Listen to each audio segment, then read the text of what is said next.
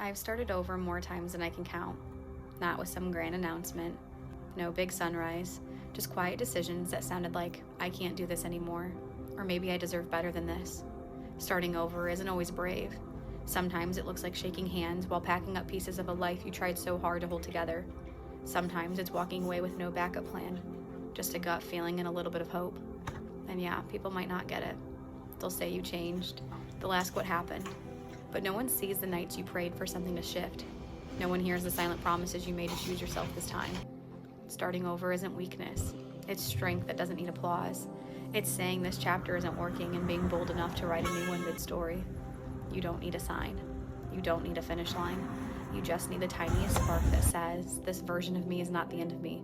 So if you're scared, start scared. If you're unsure, start unsure. But start anyway. Again, if you have to.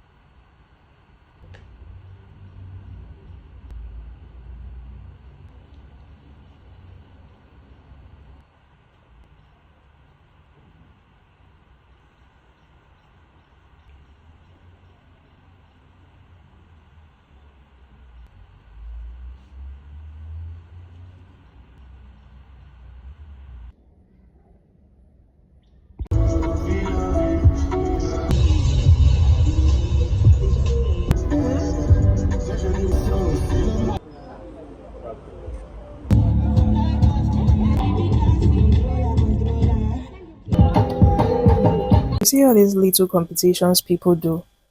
Who knows more car brands? Who knows more designer perfumes, designer clothes, designer shoe? Who is wearing which label? Yeah, you can never catch me in that conversation. Because honestly, I do not care.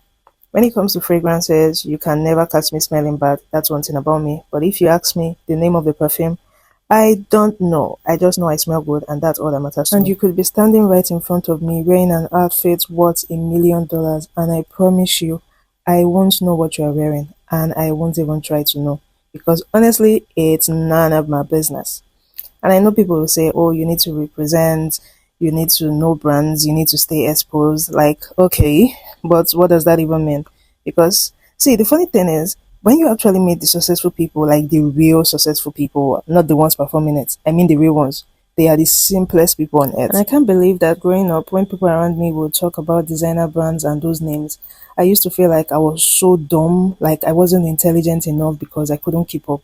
But looking back now, no shades, but knowing the names of all the designers didn't exactly put food on you all table. And with that being said, please, I'm looking for brands to collaborate with me for my 30th birthday shoot. If you're interested, send a DM. Thank you and bye. When I was in secondary school, I was obsessed with novels. I never used to take food to school. My mom would give me 100 naira or 150 naira for lunch, and I would save it because back then novels were very cheap, like with 200, 300, highest 400, you can get one. By the time I finished secondary school, I had plenty books. Then I got admission into higher institution and I couldn't go with them, so I packed everything inside the Ghana must go and left it. And when I came back in 2015, guys, that had destroyed all my books. And from that time, I didn't even have time for books again. Life was lifing. I had to work back to back to save money to go back for HND. So reading wasn't even in my mind. But now that I am stable in my own space, I am trying to reawaken that part of me. So this is me rebuilding my book collection again from scratch. But this time I want to read more of African literatures.